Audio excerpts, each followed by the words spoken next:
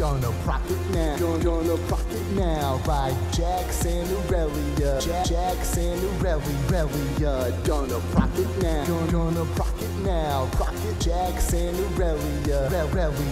T-Force. Welcome to the rework of the T-Force. Now we going hard cause we bumping at the beat source. It's a 3-course dinner of dudes bringing the news and stats, interviews and cash from the pro scene. So fresh and so clean, like you're leaning with Nami in the bot lane. Keep it hot like brand, practicing his dot game. Give it to you easy like you're Resi in a bot game. Imagine Draven at prime time. Now ulti like LeBlanc can copy that 4 times, but manlier. Knock it up like now fight planning a family-er. You gotta be tuned in like Sona on the ad wall. Get on the chat call. Can a podcast really be all that? Of course. How do 4 guys make a Triforce? Hey guys, welcome to the Trinity Force Podcast. My name is Adam Ponophobia Cogswell, and I am your host. As always, with every single episode, I'm sitting here in the host chair. We're going to keep walking back around this intro like 7 different times. How many times can I say host and introduce my awesome, amazing self? Thank you for. You need a host chair. A high back says host on it. And when we start the podcast, I turn like this way, and I'm like, welcome to the Trinity Force Podcast, and I like turn around. You've got Eris in your lap. You're petting her. You have a chalice of the finest alcoholic beverage that podcast money can buy. that podcast money can buy. That grape juice. I've got cheap grape juice, sparkling grape juice. So, I guess, again, my name is Adam Ponophobia Cogswell. I'm the host of the Trinity Force Podcast. I am joined by a great group of guys and one girl. Punchinello's with us. Hey, guys. Hi, Punch. You sound beautiful this week. Thank you. Got a new microphone. Nice, deep Sounds voice. awesome. We'll hear from you. I don't know where it came from. Just kind of showed up. Yeah, it showed up Thursday and sat in the office for 4 days. The scariest They didn't thing, tell me until today. Actually, Adam, until you told me. you didn't but- even give Adam your address and it just showed up. That's the weirdest part. Yeah. Well, I was going to send it to That's a little Chiro's creepy. house, but he already had one. Yeah. Chiro's with us. Hi, I'm right here. Hi, Chiro. Hey, buddy. Dick Claude's here. I'm still here. Yes, Howdy. you are. And Not getting over Daisy is yet. here. Hey. He's fresh off of taking her son to the police station and scared the shit out of him. You gotta tell everyone this story. Everyone needs to hear the story because it's funny. Come on. That's Oh good my God. parenting, actually. It is. My, I love it. My son stole 2 erasers from a book fair at school, so I pulled him out of school and took him down to the sheriff's office, and they agreed to talk to him, and they kind of sat him down and interrogated him and then showed him a jail cell, and he was terrified and will hopefully never steal again. So Nice. we'll see. Because he's scarred for life. I just love that you got the idea that. Did you get taken down to a jail cell or a police station when you were younger? Is that where you got the idea? No, he doesn't get phased by much. Like, you can take stuff away from it. He's just one of those kids that's like, whatever, I'll just figure something else out Got to to do. shock him. So yeah, I wanted to do something like to make it real. So he was terrified, like walking up to the police station. Was he He thought really? I was he thought I was putting him in jail. So they didn't ruin the experience by like giving him a badge or being nice to him or anything, right? They were, No. They were mean and scary the whole time. Did they Good. take He his was fingerprints? terrified. No. He probably would have been cool. He would have with enjoyed that. Yeah, he would have thought Did they that put was him in awesome. handcuffs? No. But he told him Oh. that the next But time he got off stole, easy. that he'd have to be in handcuffs when he came back. But and then at the end he goes, it's pretty funny because at the end the guy goes, if you ever need anything, you can call me, but I can't be your friend if you're going to keep stealing. And my son just started bawling. I was like, okay. So we actually felt bad. That's good. Yeah. It's a great story. That's great. I love it. So, we'll go ahead and move on with some League of Legends news after I made you stand there and tell Right. the story. I'm going to get judged, but that's okay. We're good. That's all right. If you send a donation to the podcast, you're going to get a shout out on Wednesday. I promise. I've been putting stuff together. We've kind of had a hectic week between. So if you guys don't know out there, November is like my birthday month. I've got, I had a bunch of things come up.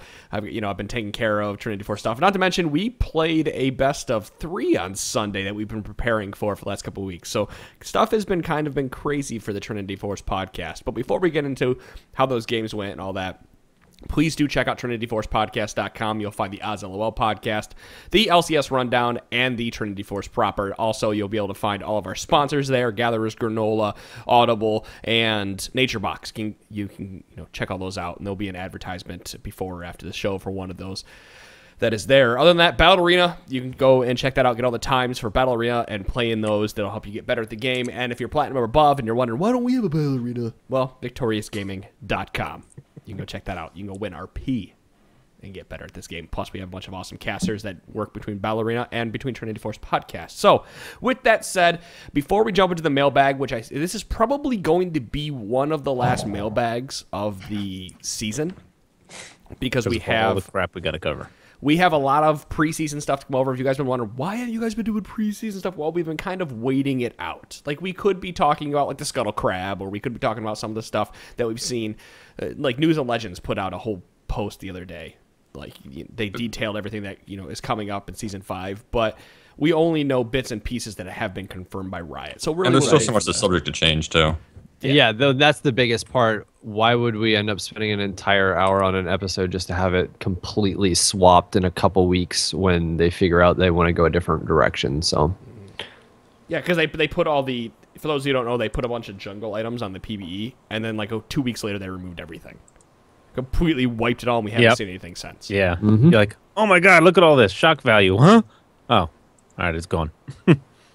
Now what? So we're just waiting. We are going to talk preseason. We're going to have some really cool stuff coming up for the preseason. We're going to have more than one episode, etc. We're just kind of waiting until we get all the information to really dissect it. We'll spend episodes and episodes on it, talking about it. But before we get into that, the preseason discussion, this last Sunday we hyped it up. We had a 5v5 versus the LCS rundown guys.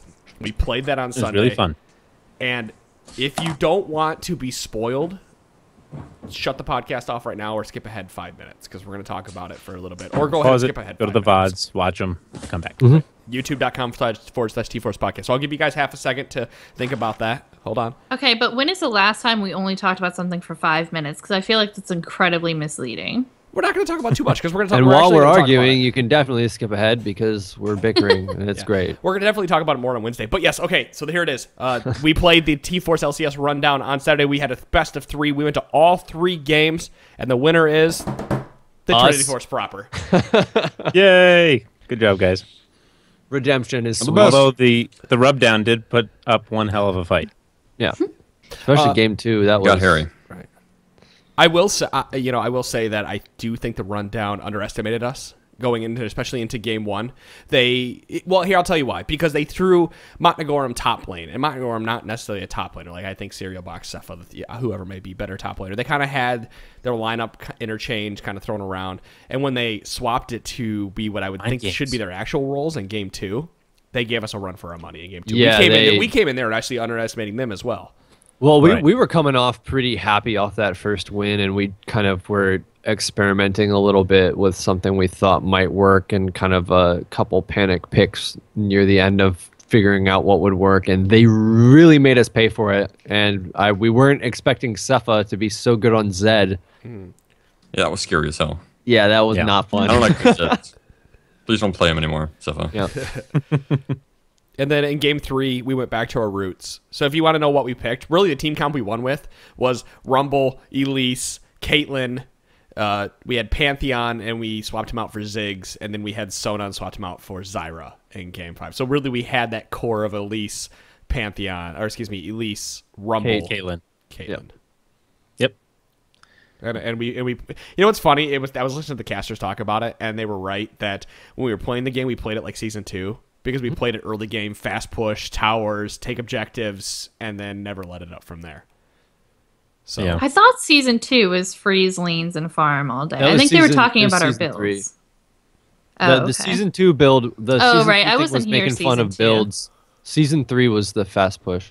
Yeah, you're right. I did have the revolver on Rumble, so yeah. No, they were bringing up. Daze was pretty much shot calling and keeping us on point, keeping us moving. So that made it easy. Just following orders.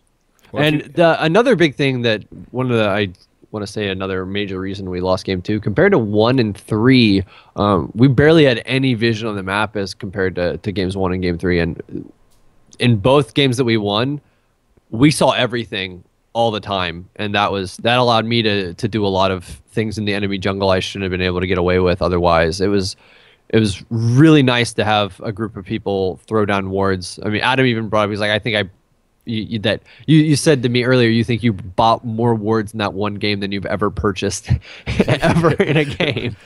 Yeah, every time I went back, I had a pink on me and 3 greens. Every single time I went back. I don't care if I had a pink on the map. I bought a pink to use somewhere. Part of that was we won early game, so heavy-handedly that we had the pressure to deboard safely without getting picked off, which is something we couldn't possibly have done in the second game. So there is something to be said about having that early pressure. Right. So if you guys want to, we're talking about it now. We're going to really jump into these games on Wednesday because we're going to start Wednesday's episode is going to be about itemization. Everyone, I'm not going to say every one of us screwed up, but a large. We're going to own up to our mistakes. We're going to own up to our mistakes. We're going to talk about how the games went, and we're going to use those as a basis for you guys to go look back on and say, I understand what these guys are talking about. I understand why replays are helpful. Because we've gone back and we watched these replays. I watched each of the games 2 times today. It's homework for Wednesday's episode. Right. Yeah, we were doing homework. We're watching our games. That's your homework, guys. And I know what I screwed up on. I know how I played poorly. Hell, in the middle of game number 3, I went, God damn it, I fucked up right when I was about to die. So Yep. But yeah, we're gonna talk about itemization and how to change that. Punch, everyone is really giving you the pat on the back. You went 23-0-19 as Kate through 3 games. That's not bad. You made it MVP. Not bad. It could have been better. I mean, sure, I did have more kills than game 1. I got to work on that. I didn't die in game 1 either. That game was great for me. I That's died fun. too much. I also want to do a shout out to all the people who showed up to watch. We had a ton of people come to turn out to watch the stream last night. So people or something. Yeah. Thanks guys for showing up and watching. Yeah, we appreciate it. All right, well, let's go ahead and move into listener questions in here. Like I said, we only have 1, 2, 3, 4, 5, 6, 7 listener questions left in the document. There's probably another 15 or 20 in the email, but I didn't put them in here. So here we go. Daniel, you write in. What are a couple good counters for Rise top if I get to pick him? Or if I get to pick into him?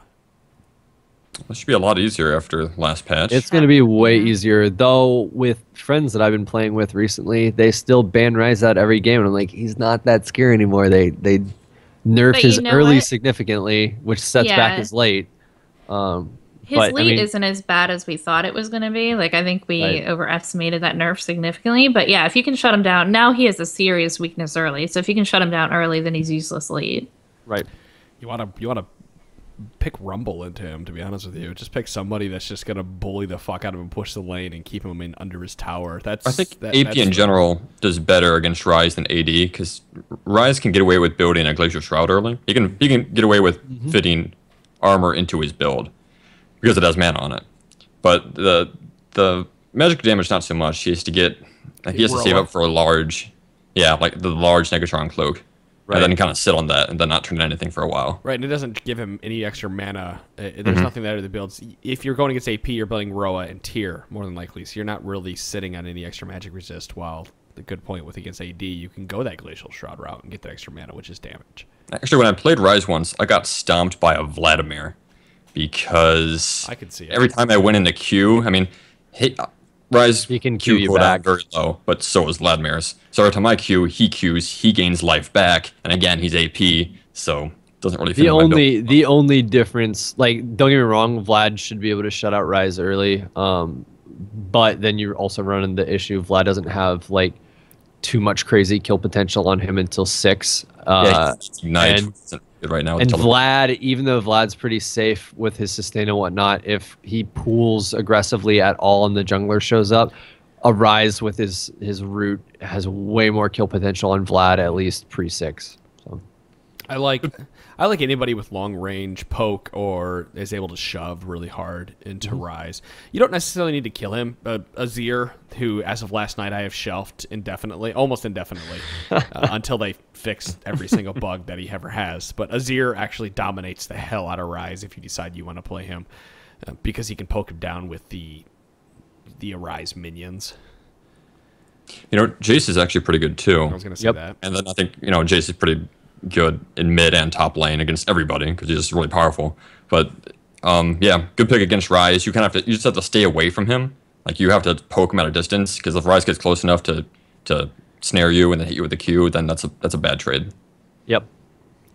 I don't know. Champions, you said no AD, but I think an AD champion who can trade, can bring back the trade, really does well. Right. Or who can poke down from afar a little bit as well. And who can sustain. Yep.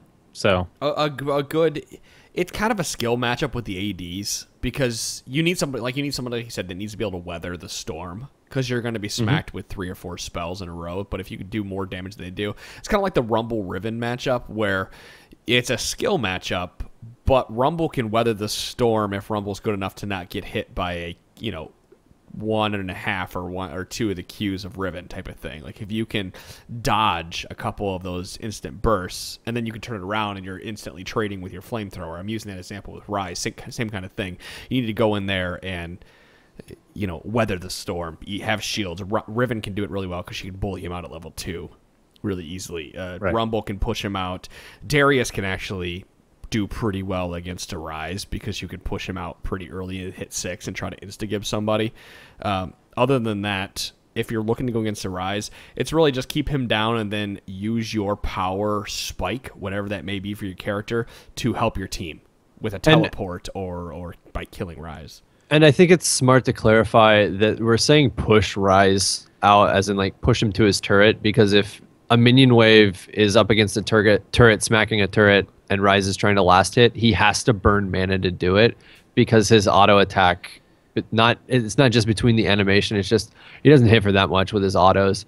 So he can be kind of hard to last hit with unless you have mana. So you can get him to burn some of that mana at his turret, and that actually helps you not take more damage from him in lane, because if he's at a quarter mana by the time the wave levels out, he's not going to be able to just free cast on you whenever he feels like it.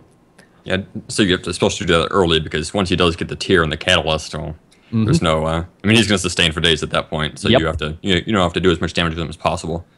If you have a late game team comp and you're not really going to be able to take advantage of that early game, and if Rise is going to eventually scale anyway, you can always go Nasus into him now, because since his nerfs, you can't really push Nasus out of lane anymore, and he's going to scale just as hard, if not harder than you are really as a Rise. So don't see more Nasus being played, because right now there's not a lot of top lane champions that can bully Nasus out of there. Like Rumble, especially is the only one I can think of besides Darius or somebody. With the teleport meta too, you would think that you'd see more Nasus anyway, just because it's like, hey, I'm gonna sit up here and just Zion Spartan. Be cool. I think it's Zion Spartan would play Nasus and Maokai, because you get bullied out 1 to 5, but you did enough damage. You had enough sustain. You could get enough Qs that you made it into the mid and late game, assuming the other lanes won. You were gambling really by picking somebody who's going to potentially lose a lane, but you made it back up after 12, 13 minutes, because then you can start bullying out the Maokai. Just remember, if you do pick an 80, get the Hex Drinker ASAP. Good point. So I think that'll wrap up that question. I'm sorry that we couldn't get to it when Rise was powerful. At the peak of his power. You get the idea. So we'll move on to Mr. J Goes Boom. Mr. J Goes Boom. Right. I play with a group who are all childhood friends while I'm still an outsider. One member of the team is particularly ragey, who often overreacts to anything that goes wrong in the game. He also tilts if the enemy team gets even a slight lead, going so far to throw himself at the opponent and saying it doesn't matter.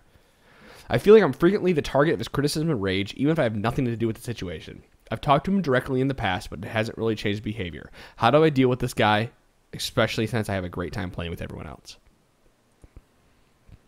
Well, I have a friend who's similar. His name is not Ponophobia. No. He can easily get on tilt, and he just gives up at that point. He's like, I'm going to go take a piss, and then he disappears for like 5 minutes, sitting at the base, blah, blah, whatever. So I've helped him get over it, and he's helped get over it as well. Calling him out on it, saying, look, come on, play the game. You're either going to queue the game to play or not. Maybe you want to churn through games and get them out and see if you can get your LP that way. Surrender if you die once, or if you get hit to a quarter health. Oh, good game, going back. If something happens slight that makes you uncomfortable, deal with it. It's a game. It's going to happen. It's a competitive game. So you just have to say, hey, look, play by yourself if you want to churn out games like that. But if you want to just have fun with the group, play with us. Please stop going on tilt. We're here to have fun. We're not here to listen to you rage. I can go to solo queue if I want that. And if he just can't get with it, then don't play with him. You know. Also, get the rest of the group to talk to him too, because you can't be the only one that Right. he's bothering, right? Nobody wants to play with a guy like that. So get the group, like in general, to talk to him. If there's more people telling him that, hey, you need to change, then he's more likely to listen. And this is arguably like one of those let's have an intervention sort of things. Right. Where, and if you're having a great time playing with everybody else and they feel, that it's a reciprocal sort of relationship, they very well probably feel the same way that you do. But, if they're great friends, they may feel sort of awkward to like want to bring it up with them. But if you can get everybody sort of on the same page, it's way easier to go about doing that if you have a bit of support and like the entirety of the group goes to throw in their 2 cents. Right. There's enough stress in life, in school or work or whatever he's doing. He's got to deal with that stress. He comes home, you sit down, you play a game, you want to have fun, you want to relax, you want to enjoy yourself. This is your time off to have fun. And if you're getting pissed off playing these games, then maybe you need to reevaluate the game that you're playing or your attitude into that game, preferably. So if you can somehow bring that to light to this individual, Adam said it in the past with similar questions. Dom sat him down and said, hey, look, here's the situation. Here's what's going on. And Adam was like, you know what? You're right.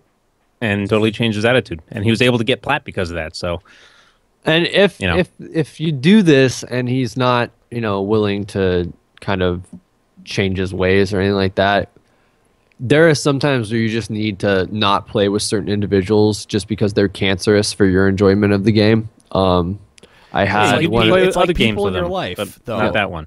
It's like this comes down to it. I always say we're like the Dr. Laura of League of Legends podcast sometimes, because it does come down to it's a life decision. Like if that person in your life, you have that toxic friend who gets drunk all the time and hits on all your people, hits at everyone at the bar and doesn't let you, cock blocks you and yada yada. Like you have to make a decision. Do I want to continue to work with that person?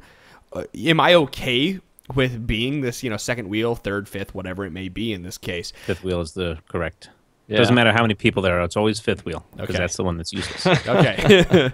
There you go. That's one of the pet peeves of mine. Oh, I feel like a third wheel. No, just because there's a couple and you're the third person doesn't make you feel like a fifth wheel I because that's like the it. useless I like wheel. it. All right, just getting that out there, I correcting think- you all. I think that there's a lot to be said about actually, like, especially if this is someone you've played with for a long time. And I've had a lot of experience with this. I go on tilt very, very easily. So if I'm playing with someone who's very ragey, then it How did we ever definitely play affects my together? play. What? I said, how have we ever played together then? I don't know. I'm better with it now. But I used to refuse to play with anyone who raged. And I had people who were really upset with me at first for it, and then later came back and was like, look, I fixed my rage issues. I want to play. Like, thank you. It helped a lot. And That's nice. if you really want to try to help this individual, then another way you can do it, especially if they get really defensive, because a lot of times people who rage are raging because they're defensive to begin with. So when you point it out, they're just going to get more defensive. You can always lie to them and just be like, man, I have this other friend who just got his account banned. The tribunal is backed up. Like, I'm really worried about your account. And then, do it from like your perspective and your side of it. And like you're looking out for them. And that might help too. But, a lot of times if you tell the group, look, I can't play with this person anymore. It makes me really upset. I can't. So, you know what? Invite me when he's not around, or, when I'm around, I'd appreciate if you didn't invite him. And the group's going to have to make a decision at that point, Right. especially if you enjoy playing with them and they enjoy playing with you. A lot of times, even if they were hesitant about talking to that person before, they'll, help you out in that situation because they don't want to not play with you either. That's great advice, and I wanted to make a joke because of you saying you can lie to them about whatever, or you could just report them after every game and say how much of a dick they are. Yeah, get them a warning, get what them a happens. chat restriction. Yeah, and then that'll teach them. That'll teach I him to don't- talk, don't not to say, yell at me in Skype. That's My probably not same- that great of an idea, but No, probably not. My same It's friend kinda who funny. used to be really ragey, he used to report every enemy at the end of every game. And it's like, okay. What? And then he actually got banned for reporting too many people. That's great. For superfluously. And, so he used to do all this stuff in the past, and then he's made it. He's a good friend of mine, so and I had to tell him, look, I don't enjoy playing this game with you. You go queue by yourself. You're being an idiot. And then eventually he changed, and it's fun now. Make a joke about it. Like if they're someone that it direct the attention away from like himself. So if you go into a game and he's getting frustrated, start joking about the enemy team or anything like that. But if you guys are in Skype, then be like, man, did you see that person not miss flash over the wall? Like joke about stuff and get him to laugh and take the focus off of him. Yeah, but don't go too far with that. There's a point where it is too far. It is. But there's ways to. There's minute ththings that you can do in a lot of situations kind of lighten to try to change. Yeah, exactly. Right. Hopefully, Mr. J, you sent this email in a number of weeks ago. Hopefully, you've been able to fix it or you moved on. But I'm sure this advice will help somebody else. We have all been through it or have been the person. I'm speaking from experience where you just take it too far. But you learn to work around it. If you really want to play with the people, and the person really wants to play with you, you will. You'll make it happen. Is really what it comes down to. You'll either find a new group of people. You can join the in-game chat channel T-Force, and you can find people to play that way. There are definitely groups of people out there who will play with you and will get you better at this game. So please look around. Please use the resources we've given you, and hopefully we'll have more resources for you in the future to find more people. So we're gonna move on to the next question, I suppose, with Fiddles on the Roof. He writes in, I don't feel like you guys really touched on the Cassiopeia's level 2 all-in potential. This was episodes and episodes and episodes ago. Man, we're backed up. Yes, we are. I feel like she has the single best level 2 kill potential in the mid lane. Remember that, mid lane. You can spam Q at level 1 for good chunks of damage, and once you get your E, you should have relatively easy Flashing Knight First Blood. Can you discuss this and other champions with very strong level 2s? Well, Fiddles, I think the first thing I would say is that for the most part, if we're talking in a solo queue scenario, as you get higher, less and less people start running Ignite in the mid lane, and more start running Barrier or Heal. So that negates your all-in at level 2. Like you just blew Flashing Knight. I'm gonna assume just for the sake of the conversation, you're blowing Flashing Knight for that all-in level 2 because you want to get that last E off as they're running away, right? But as you get higher and higher in the ranks, these people are going to start being more and more cautious, or more and more. They're going to let you push in the lane and get level 2 first because they understand they can last hit under the tower. All-in level 2s are great if you're playing against people who don't understand how to play against that specific champion. That's how you cheese and use it all in at level 2. People who don't understand how to manipulate waves and get to that 2 first. We always talk about a bottom lane, Daze and Punch. You guys probably really talk about this ad nauseum from our games that we played this last week, where you guys tried to get level 2 before the enemy team, and they may have hit level 2 at the same time or just after you because they understood the importance of it. Am I not correct? That decided the lane in all 3 games. Who got level 2 first? Right. Game 2, Tom got a blue buff, and at first we're like, yeah, that's fine. Mumu doesn't have blue buff anymore. But then he started using Rocket Stance nonstop because he had infinite mana, and he pushed the lane, got level 2 first, and that dictated the mood. Yeah, it took us until we had our first back to start winning the lane again. We didn't have any early game pressure because of it. We had to play really cautious and under our tower for the first 4 levels, I think, the first 5 levels. So it's pretty scary, but if at the same time, we knew to play passive, we need to play safe and let them push because there was no way we were reaching it first. So as like Adam said, as you get higher up, people are going to know how to deal with those sort of things. So it becomes less of a, you still want to try to rush to level 2, you still want to take advantage of it.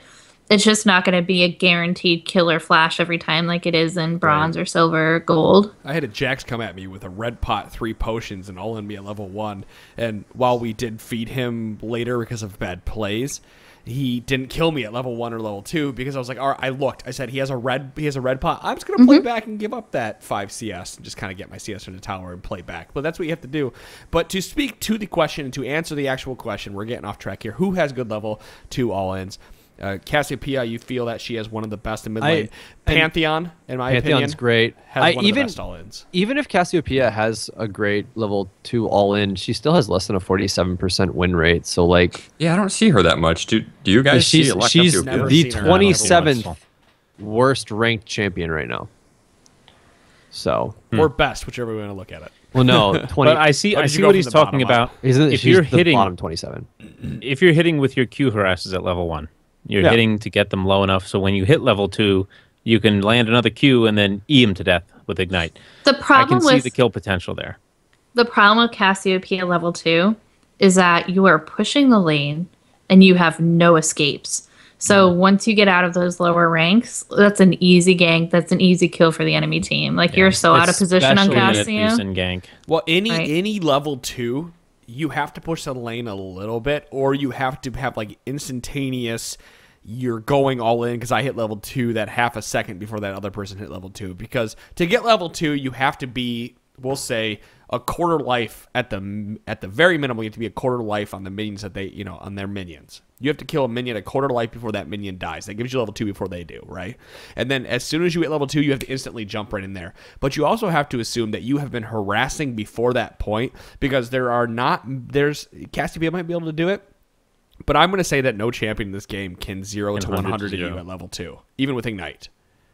Because that other person's going to have something to counter you with. And even if you're level 2, like what point at level 2? Like the moment you hit level 2? Because between 2 and 3 is usually when the jungler is looking to gank anyway. And if you blow an aggressive flash, don't get the kill, or you're up pretty far and you even still have flash up, but you completely overcommit to something and you don't murder the person, their jungler shows up and you die. Now you're taking a champion that already doesn't have the greatest win rate, and you're behind a kill, and you blew your escape, so now it just gives free reign for their jungler to come back. I'm not saying that all-inning at level 2 isn't great, but It's not a strategy you should lean on. It's a strategy you should have in your pocket that you Right. can use. Like kind of like when I play Pantheon, and if I played on my Smurf, that is, I don't know, he was in silver the last time I touched him. I haven't touched him in probably 6 months, but last time I played him, I would try to all in at level 2. But even in silver, people knew, oh, this Pantheon is going to try to all in me. So a couple pokes off and then they play back. Like it's not something you can bank on. You should be banking on getting that kill at between 5 and 7, or 5 and 6, really. And you know what? Use that strength. If you're playing a champion, excuse me, Just with zone. strong level 2 potential, exactly. Use it to zone. Don't panic and think you have to get that kill and jump into harm's way just to get that kill. If you hurt them and made them kind of jump back, then do the dance in between them and the back line of their minions and zone them. keeping them them out. from getting Get CS keep is the just advantage. as important as getting the kill. Exactly. And if you can keep them from getting XP, Well, it's- great. Yeah, it's XP. And Especially- if in doing that you're harassing them as well, and you do see a moment where you can risk-free go in and kill them, of course, take it. Use the strengths that you have, but don't rely on it for a kill, and don't pull a reckless turret dive or leave yourself exposed to a jungler with no vision. A level 2 is icing on the cake. It shouldn't be the whole cake itself. Especially in solo lanes where, like in bot lane, it's a little different. Bot lane level 2 is much more impactful because you have ranged people and you're all squishy and you have twice the number of people in it. So you're able to zone a lot more. Even then, you don't usually go in at level 2. Like Leona's a little different. But then all you're trying to do usually in bot lane is blow a flash. Like you usually don't get a kill in bot lane unless they really screw up. So bot lane is a little bit more important, but especially in solo lanes where it's just you and you're typically not as squishy as in bot lane, or your enemy's not, you don't want to overcommit to something. You don't want to force plays like that. It's Yeah. just... I think that's the situation Fiddles on the Roof is talking about in this question that he sent us here, is more like a solo lane, just because he brought up Cassiopeia. He seems mainly interested in Cassiopeia and how we didn't really touch on it.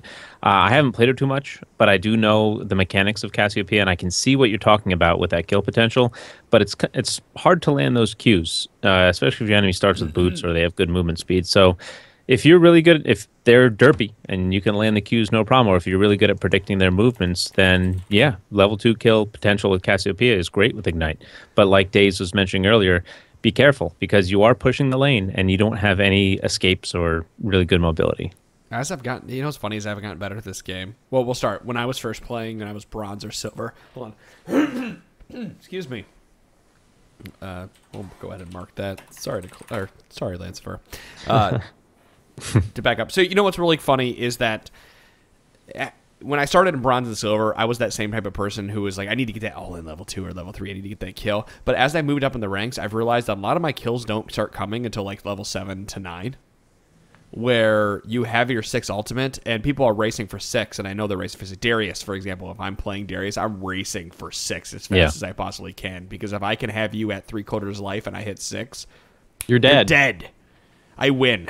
Like, that's it. If you're at 3/4 life and I hit 6, I win. I win the lane. Sorry, you're dead or zoned out until you go back. Right. If I'm playing someone like Malachi, though, and I'm playing into you, I'm going to wait till I'm like level 8, 9. And then suddenly I have my full max of Q and a couple ranks in E, and now I'm chunking you down with percentage of life damage and W. And like his entire kit starts synergizing really well because I have a couple items under my belt. I have my Rod of Ages starting to stack. I got some AP. Like that's, as I get better, I'm learning when people are going to try to all in me. And that's the first 5, 6 levels. And then now after I've weathered the storm, I can turn that back around and make that in my favor.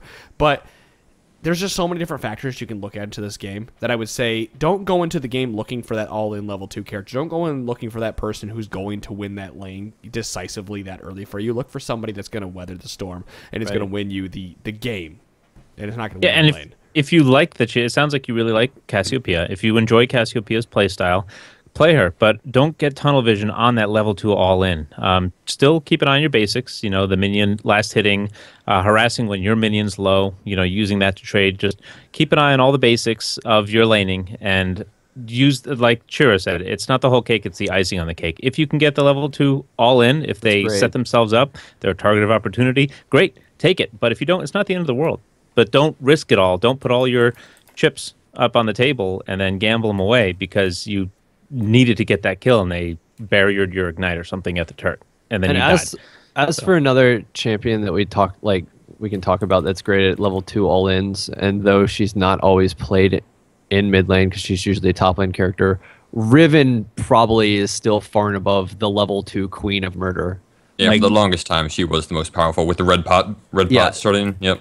I mean, and she's still the level 2 queen of murder. I mean, there's just and I know you get out of position a little bit, and she has good mobility, so it's like.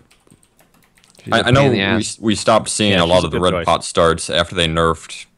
What was it? Their base Q damage. Yeah, I mean they nerfed a lot on her, but yeah, her early damage they touched, and after that we just haven't seen a lot of the all-ins with Riven. I've seen so many Rivens though lately. Every time we play ranked 5s, and I guess solo queue too. Like, I have seen so many Rivens. It's ridiculous. She's a really great high risk, high reward champ. Yeah, I mean, it's one of those things that if you can get that one kill early, it can really snowball you into getting a couple more. And once you have a few, you will completely shut down the enemy team during the mid game, and that can be burst, CC, mobility, durability, escape, split push, everything you need. Yeah. Yep. Well, let's go ahead and move on. I have 4 questions left. 15 minutes. I want to get blow through all of these. At least, God, I'm bad tonight. Sorry. Jody writes in. Jody, I apologize for getting this question so late, but it'll help you guys out coming into the next season. I have been in 17 promotion series in the past 3 months. Woo! Gross. About 1/3 of my losses in the series were because we had 1+ disconnects or AFKs. Do things get better when you get higher up? No, Jody, they don't. Can I? Can I? All right. Yes, you may. So this really, I have a strong connection to this because I understand how frustrating it is. I reached plat mid-season and I was gone for like 6 weeks in Decade, and I was like, oh, no problem, I'll get it back really quick. I didn't have much of a problem the first time. And I came back and I was really, really pushing it, and I was really putting a lot of pressure to get that plat back. And I kept floating between my promo series, and I'd lose it, and I'd go back to like gold 2. I'd go back to my promo series, I'd lose it, I'd get frustrated and go on tilt, and I'd go back to gold 2. And it was terrible, like seesaw effect. And not the weekend that just passed, but the weekend before that, I was literally in my promotion game 7 times in a 2-day period, which is. It's frustrating and it's terrible, and it's a series I'd won before. It's plat, like I had already been there, so I knew I had the potential and the skill to do it. It's just promotion games are hard, and you're gonna put a lot of pressure on yourself that you might not otherwise. And ladder anxiety tends to be a lot worse on promotional series, and I lost a lot on disconnects and things of that nature. And you can't go on tilt for it. It happens. To get plat the second time, I probably went through a good 12 promos, maybe 13 over the entire That's how many time. cases of beer I went through when I did mine. Right. So you're going to have it, and just go ahead and you got to put it behind you. There's nothing really that you can do to make that get better. Promos are going to be bad, and it's not just because of your teammates. You're just going to put a lot of pressure on yourself. You're going to make bad decisions trying to make plays, and you have to kind of let it go. And you're going to be with other people who are also in their promos, who are also on tilt and frustrated. And those are things that the best thing is just focus on your play and stop caring about them. As soon as I stopped caring about them and I started playing champs that I'd never play, I won my promos. You notice the things like the disconnects, and you say, "Oh, this happens all the time." But there are other common denominators. You, for example, and how you perform. Try the rule of two. Two losses in a row. That's enough. Even if you're like, "Oh, I've allotted all this time tonight to work on this. I need to work on it." No, take a break. If you want to go to normals or maybe do something like that to try to get your groove back and get yourself in a better mood, or just walk away from the computer, do something else. You have to do it though. It's hard. I've been there. I went from plat 5, plat 4 actually to placements into silver 3. I got to gold 1 rather quickly, and then it was a seesaw effect, just like Daves was saying. Only I went down to gold 2 to gold 3 sometimes, back to promos. Many times over many months. You guys were listening to this podcast last year at this time. I took a whole week off. I said, I am gold 2. Yep, I remember that. I said, I'm taking a week off of work, and I'm happy I took the week off of work. I wouldn't have used it for anything else, but I took a week off of work, and I played all week, and I went and I did the same. It was seesaw, and I'm gonna just. At one point, you'd even drop down to gold 3. It's demoralizing. Yep. And I think eventually it was that Saturday, and eventually I just played, and Punch played with me, and eventually we made it to plat. Sunday. Yeah, Punch was there. Punch was the reason I made it to plat. So Carried by Punch. Not the first time. Please, remember what's fun, Punch? You remember what I told you? I said I played Annie. I'm going all in level 2, and I said you follow me up. I said you follow me up. I'll admit your Annie was awesome. You won those games.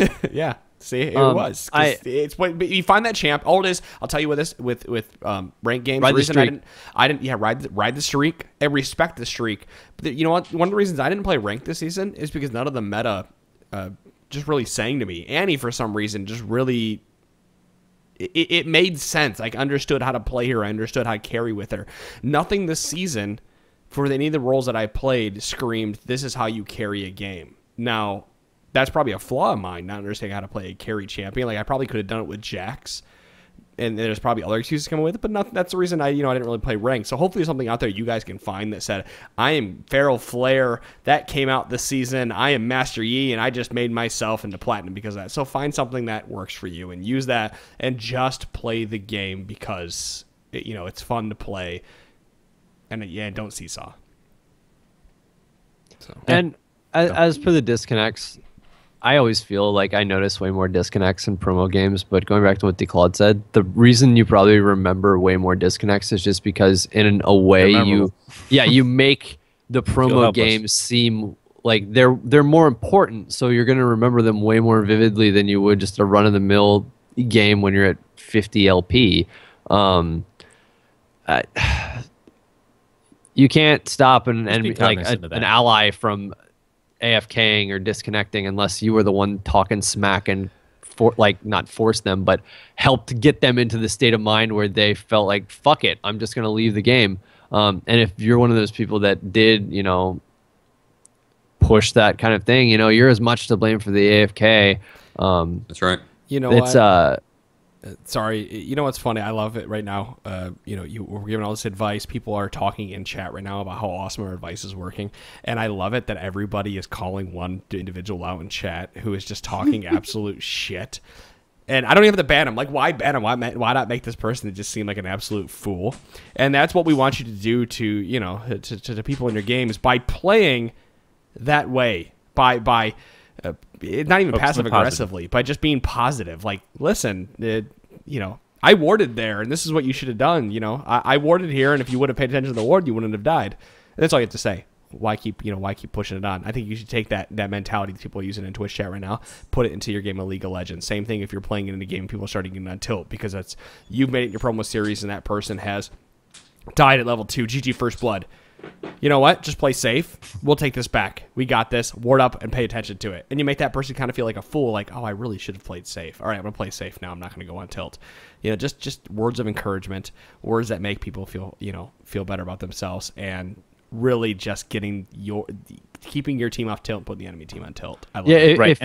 If you're upset about people on your team AFKing or leaving a game or whatever, like if it's a DC, you know, you can't do much to help that. But if you're part of the reason why, like, you start a bunch of crap and they're upset and that's why they leave, you're not helping yourself at all. You're the reason why you're losing that game. You know, if you would have just shut up for the next 20 minutes, they wouldn't have left. It may be a little bit of Neosporin on your pride. You know, okay, I got my piece in. My pride feels a little bit better. You know, but in the long run, it doesn't pay off. I made an excuse for it. Okay, all right, the world is right now in my mind. This is why this happened, and it wasn't me. Whew. No. You know, that's not going to help you win. The internet argument. Yeah, Right. I think Nobody wins internet arguments. What Day said before resonates the most with this, and that is just concentrate on what you can control. You can't control them. You can't control the disconnects. They happen. Sure, it sucks, but, you know, whatever. Just try to see, okay, how can I play better? And you know what? I've won 4v5s before, so don't give up if that happens. Oh, I've had it happen. So, The same and it thing feels goes really good. for the same thing goes for all of you who write in about ladder anxiety in general, because all of us that are bitching about our promo games, probably when we transition from normals to ranked, said the same thing about ranked. Like, everyone DCs and ranked, everyone's toxic and ranked. It's really not any different. They just meant more than your normal games, and now your promos matter more than your ranked games. So you put way more pressure on yourself. You're just going to be way more cognizant of everything that does go wrong when all you're focused on is winning. Like, if one little thing becomes like the thing that's thrown, like the wrench that's thrown into the issue, you're going to remember it. It's going to be way, way more memorable than doing well. Yeah. Are you guys ready to put your thinking caps on? Yeah. And really do this. All right. There it is. Chira's got his thinking cap on. All right, here we go. Ben writes, was trading 2 kills for an inhib turret worth 2 kills to the jungle and ADC when we could have gotten a dragon out of it? So the whole point of the Wait, I question wasn't here paying is attention. okay, so I wasn't thinking. Hold on. Trying to keep my hat from falling. So I don't actually have the full question here, but the team hesitates on what to kill. He pings dragon, team pings top. They go top and get the top turret and hib instead of the teammate dies. So essentially it was a miscall. Like, do we go for dragon or do we go for the top lane and then trade for that top lane turret rather than getting the dragon? But we also lost 2 kills for it. Was the ping to go top and losing those 2 kills, but getting the turret worth it? The biggest How do you know what? Let's answer this. How do you make the decision of what's worth it and what's not? Sometimes it And is. who is making depending on so how you much play. goddamn noise? It's the goddamn esports dog. She won't shut up. the dog's fucking stuff up. All right. I think just from watching, certain LCS games and the way that those teams can take advantage of a missing inhibitor turret, it is a big deal if you can take down an inhibitor turret, especially if you get it early and the enemy team is still kicking your ass, but you got that inhibitor turret down, you have the option to send a... Here, I want to be taken seriously. Sorry. You have the option to to send somebody or a group of somebodies to really just annoy the shit out of them, make them have to split apart and not play as a team because now they have an exposed inhibitor they have to worry about, especially if you got Chi-Chi GG here on Udyr running around rampant in your jungle. So sometimes it is worth it, but it looks like in this particular case, their jungle and ADC were fed. They could have gotten dragon, got out. Getting the dragon probably would have been the safer route. And there's also something to be said about if they're anti-siege team and it's a real pain in the ass to get into their base, then yeah, the inhibitor is worth it. But if you can just slow and steady wins the race, take the game, then no, it's probably not worth it. Well, and like you have to keep in mind too that the dragon's a respawning thing that once you kill it, they have to wait before they can get it. Whereas if you go and kill that turret's dead. You got the money for it, but it's not going to respawn, so you're not going to be able to get the money for it twice. Well, here's the thing. I don't like this advice that we're giving right now because I would rather go for the dragon than go for an inhib turret and give up kills and feed the enemy anything. Like, I would rather go for the safe route and make sure that we're getting extra gold in our pocket, which is the same gold you would get with that turret, but you're not feeding the enemy any extra gold. And you never know if that 100 to 300 to 500, it could have been a shutdown, difference.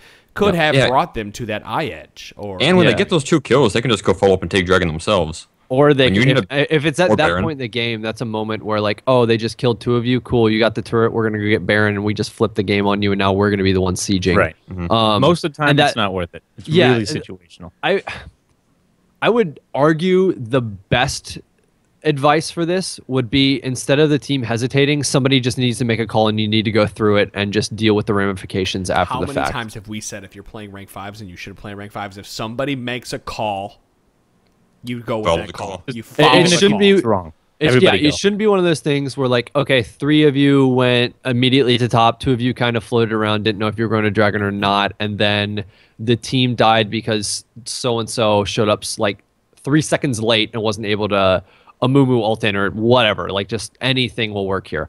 Going back to what I was saying, I like going for the Dragon, not just because it's safer, but also because you get the Dragon. If the game goes on, you can get the next Dragon. That's going to help you like go get other things. So like, exactly. It's going to be a rolling advantage. This is now. Now look at the preseason notes, and we're not going to go into detail, but Dragon's going to be a bigger deal. Yes. Big deal. Dragon's going to be completely So coming different. next season, go for the Dragon. And I would argue Dragon is going to be the decider of games next season. Yeah. As is, yeah. So I think that, first of all, if you have a team fight team, then you definitely want to go for Dragon first, because they're going to be forced to contest it, and you can easily get kills and then a tower. The best way to pick up towers is to get a pick out of the jungle, or to team fight, get somebody down, then you take a tower. If you have a team fight team and they don't have someone down, then you set up something either in their jungle, or you set up Dragon.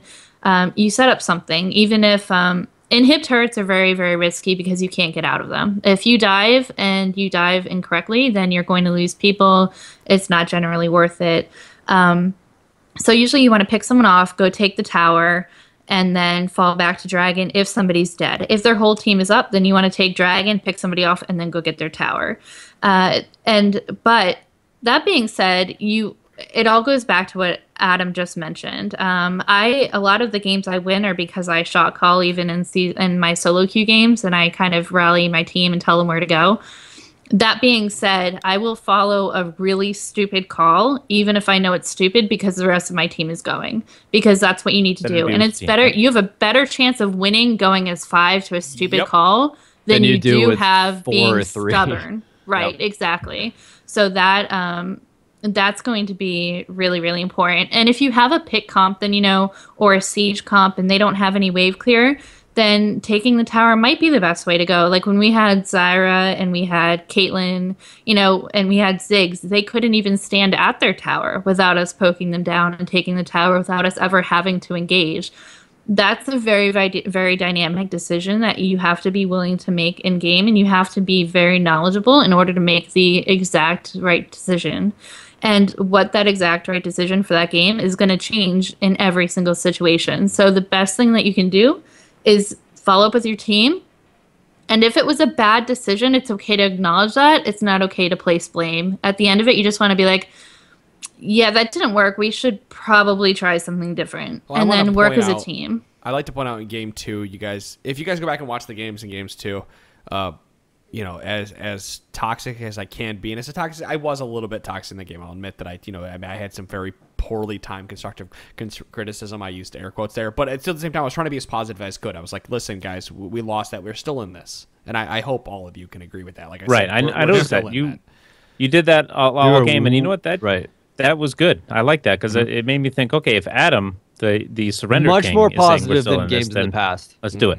Yeah, but this is the same type of thing. Even if and my heart to hearts, whatever that bullshit. Like even if I thought like we're gonna lose this game, like I already know we're gonna lose this game, it's still saying we got to kill out of that. They killed us 3, but we got to kill. It's okay. Punch still isn't dead. Like we can still come back from this. We can trap somebody within a Zir wall if it doesn't bug out and they can't move, and shit can happen. We can win this game. A really good example we were playing ranked fives like a week and a half ago, and we decided that chair was gonna be early, so the game shot caller and I'd be late. And I made a really bad call because I wasn't paying attention to timers, and we all died at in him, and we lost the game for it. But they all followed my call, and at the end of the game, no one was like, "Okay, well, you just lost us the game." Like, It's something you learn from.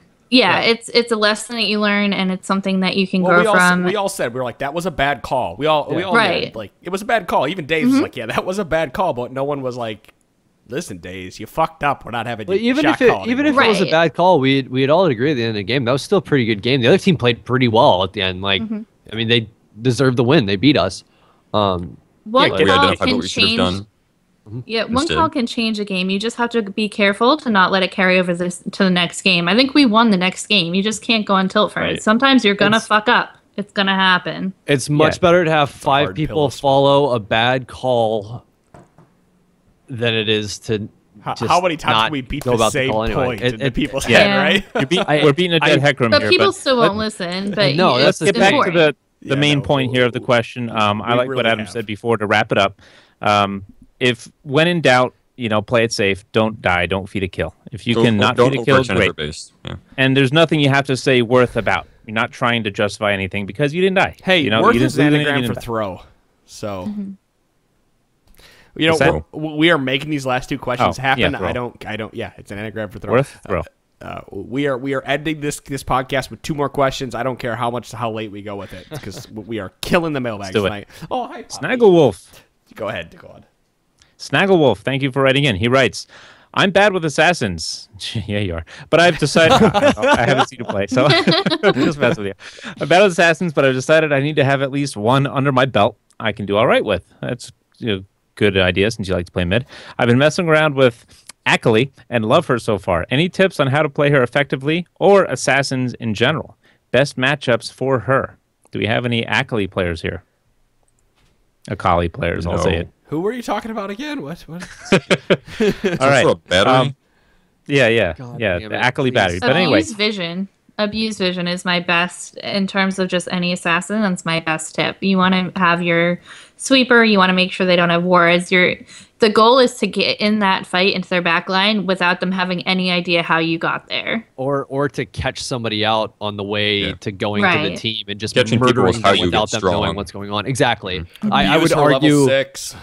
having laning vision early while people are transitioning, moving around, whatever, can get you so many kills just due to the benefit that somebody's moving from their race to their blue, their jungler's at a quarter health, and you just walk over, kill them, take their blue, and you're out of there, and you're even more fed. You have blue, you're smacking people even harder because they're smacking them more.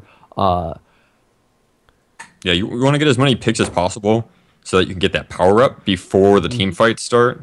Because assassins are pretty tricky to play in team fights, especially if you're even or behind. You need somebody to engage for you. You If your team don't want to doesn't be have the an first or the initiator, second person in the fight. Yeah, you can't be the focus. If you just jump in there by yourself, like, even if you're ahead, right? If you got a bunch of kills in your head, and you're like, I can kill anybody. And you just jump in there, well, then you're going to be the focus and you're dead, and there goes your assassin. I like Good job. Akali in bronze and silver and even into gold because she's Nobody buys uncounterable. Dace hits it on the head. Nobody buys pinks. Nobody upgrades the sweeper. Nobody buys sweeper. Like, Akali is the champion. If you want a champion right now to play, I wish it was season 5 for reasons, but like Akali would be where I would start with this and say play Akali because that motherfucker is just gonna win you games. And for people who are playing against any champ with a stealth, getting an early upgraded sweeper or buying a pink ward before you're going into fights just because Akali's going to show up can so pay off because that Akali went 4-0 in lane. They show up, yeah, she might be one-shotting somebody, but your team's there, you drop a pink, the moment she goes in, she's like, cool, I'm going to shroud, and then she's dead, and you just got a bunch of shutdown money, took dragon, and Yeah, Akali the game's relies not on as bad. She pretty much relies on her Shroud to get out. Like, she can get in, another assassin can get out, but not really Akali. It's not only to get out, it's also, it's that, little in between time. It's the same reason you get like a Zhonya's eventually on somebody like Vlad or anybody else that waits on cooldowns to do damage. You're buying yourself time to be able to go and murder somebody even harder. So like it's managed cooldowns. It's understand that's the exactly what it limitations is. your champion. It's managed cooldowns. You're right. It's jump in there. It is QRR, or QRE R again, and then that's pretty much your combo. It's a 4-person combo with a W somewhere in there, and kind of sit and wait. And now Q and R is back up, and we're going in it again. Like somebody should be dead within that full combo if you're a decent Akali, or at least close enough to dead that someone's going to finish him off like Punch. Yeah, thanks. But yeah, it's managed cooldowns. All those champions, Vlad is a very, very, very, very good example of that, where it is Q and E. That's all you have as Q and E. So you have to troll pool to get out of it. The Zhonya's to get, wait for the next cooldown, yada yada. So manage your cooldowns, play all champions management. I'm actually kind of pushing this question a little hard because I want to get to the next one and finish it off with it. So, well, Can we I didn't just touch one really more thing? on. yeah, no, absolutely.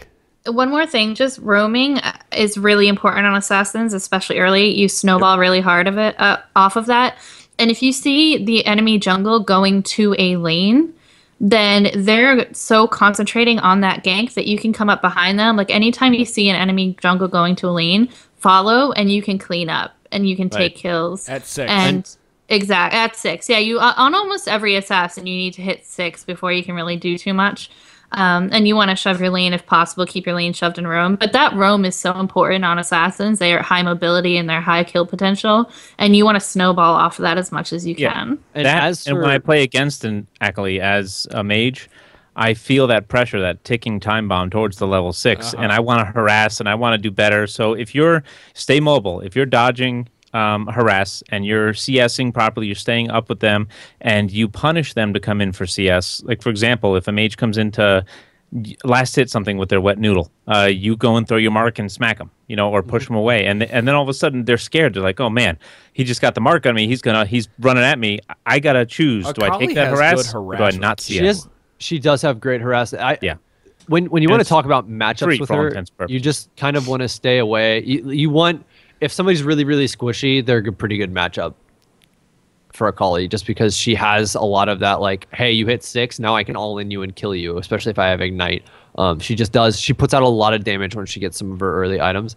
But you want to stay away from basically anybody who can throw an AoE damage ability into your Shroud. Right. Because your Shroud is how you can successfully get off trades by, again, blowing some cooldowns, waiting out your cooldowns, blowing the cooldowns again. If somebody's like Ziggs who can, or like Swain, or anybody who has like an AoE sort of thing that will lock you into place or can do damage or will hurt you really bad if you have to stay stationary, those are all going to be poor matchups for you. Well, let's talk about poor matchups. Let's move on to this last question. Richard writes in, and Chira, thinking cap, let's go. This is all on you. I'm letting you answer this question. Suppose blue buff just came up. As a jungler, I want to give it to my mid laner, so we're assuming second blue buff at this point. Okay. But she or he is being pressured by the enemy, and meanwhile, I'm low on HP or mana. What's the best way to handle this type of situation? Oh, Jesus. Pressured by the enemy. All right, so in a situation like this where you're really low, I mean, if you can, it depends. If you're ahead, say you've gotten like 2 kills early, you're still able to like put a lot of pressure on the map. Yeah, you may need to back, but you're playing somebody like Vi, Elise to some extent. Anybody who can, I mean, like a Mumu or anybody that really needs a lot of mana. And you can kill blue without it killing you, and you know that you're not getting invaded. I say take it, especially if I mean, I'm not saying every time in this situation, if your laner is being shoved up against the turret, they're probably not doing that great in lane anyway. And yeah, blue buff might be able to help them out, or they may have just not backed and they're really low on mana, so they can't. More than likely, they're going to continue to be pressured. Right. That's a big problem. You don't want to, if somebody's having issues against the person they're laning against, yeah, blue buff can really help, but at the same time, blue buff can really help the enemy, because if they're getting pressured really, really hard, and then the enemy mid laner like dives them, kills them, and takes blue, they're fucked. Especially if it's somebody who's mana intensive. Yeah, if you think that pressure was bad, they're about to have a really, really bad time.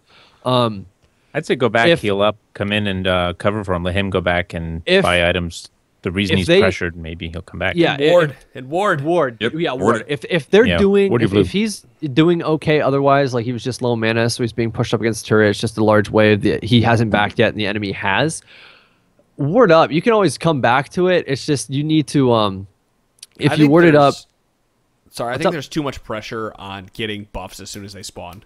There's a lot so of much pressure in this game that people feel like you have to have that buff within 10 seconds of it spawning. You have to be on that buff, and you don't. It's Right. not. It's not advantageous to anybody to keep that buff up for 1 minute the entire time. But if it has to happen, if that buff stays up for a minute, but you have warded up and you have people that are guarding it, it's okay to keep the buff up. I would say here that I like Chira's advice, where if you can take it and you have enough life to take it, just go ahead and take it so that you have the cooldown on it. You always have the reset, the timer, whatever you want to call it. So you always have the timer on that buff. You Go don't ahead and risk just their take it. jungler coming in and taking it, which if you're warded up, that probably won't happen. But like, let's say that their jungler was being pretty aggressive and their mid and top lane all decide to go at the same time. Yeah, they'll probably end up taking your blue. If it's warded up, it gives your team some ability to poke when they might not be able to see behind a wall to be able to smack you.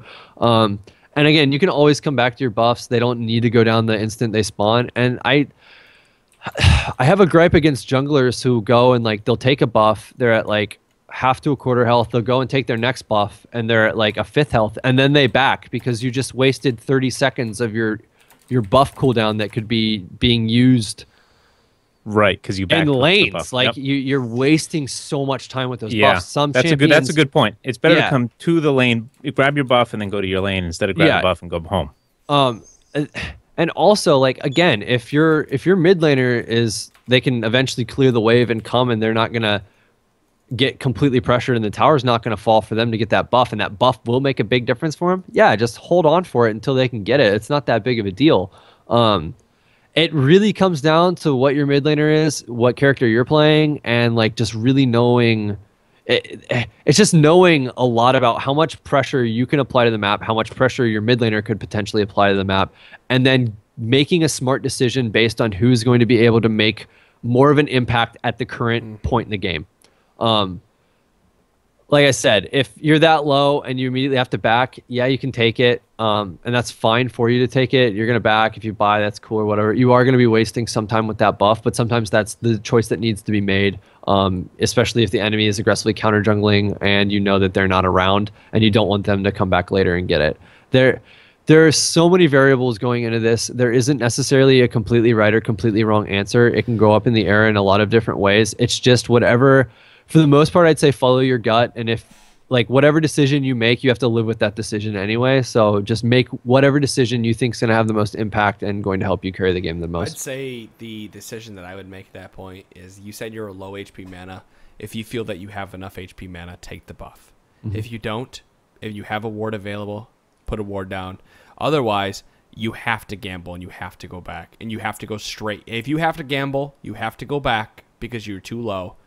Go straight to that buff as soon as you are done. Like that's really is the short version Right. of the answer. And- It's either and- kill it, leave it, and then go back. It's to not it. only that that's the short version of the answer. If you are that low and you do try to kill the buff, even if you have smite and you're not able to finish the buff, you just wasted another 15 to 20 seconds of time that you could have been come back and killed it already. That you just completely wasted for nothing.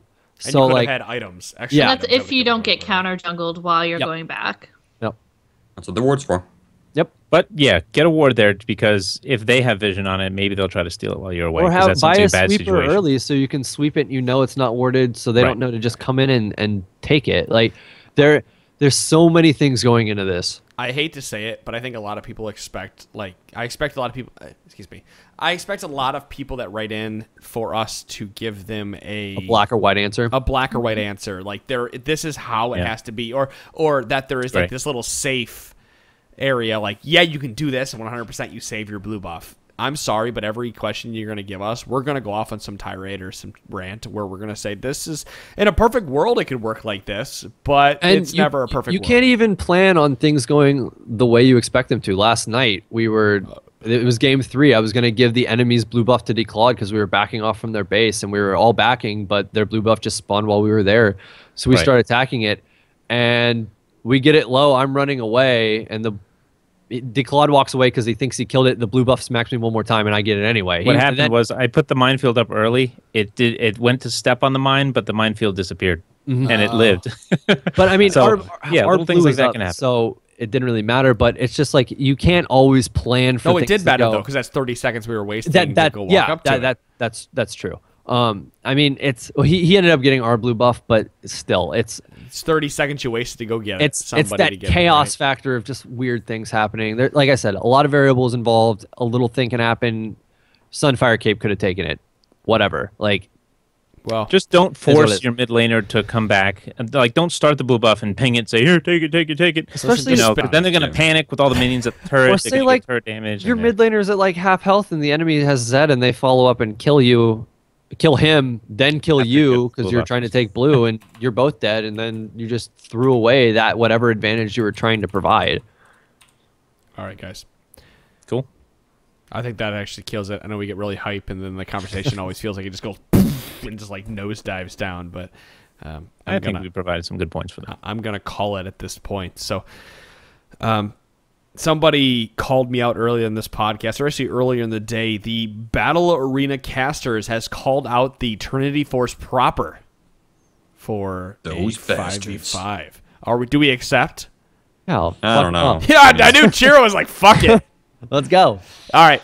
Also, Yeah, sure. the League of Legends Anonymous podcast have called us out, and the League Cast podcast have also called us out. Three Nice. in one You know, day. we're gonna have to do all like called we're us gonna have out. to do like a giant podcast bracket. Yeah. Where like Yeah, that'd be awesome. that'd be crazy. That would the be Rumble great, of the actually. Working on podcast.